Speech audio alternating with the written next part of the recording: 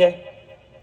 तो माता ने मजाक में कह दिया, तेरे वर मंदिर में बैठे हैं, गिरधर गोपाल भगवान है। और ऐसा सुना मीरा ने तो दूसरे दिन मीराबाई 16 श्रृंगार कर लिया और माता से कहा, सपने में मेरा विवाह हो गया। माता ने कहा, मीरा सपने का विवाह सत्य नहीं होता है।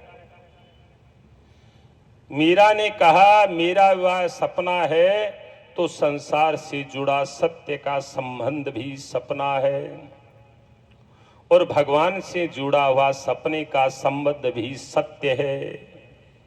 सब हैरान है, लेकिन मीराबाई हेरी माई माने सुपना में परण्या जी दीनानाथ। हेरी माई माने सुप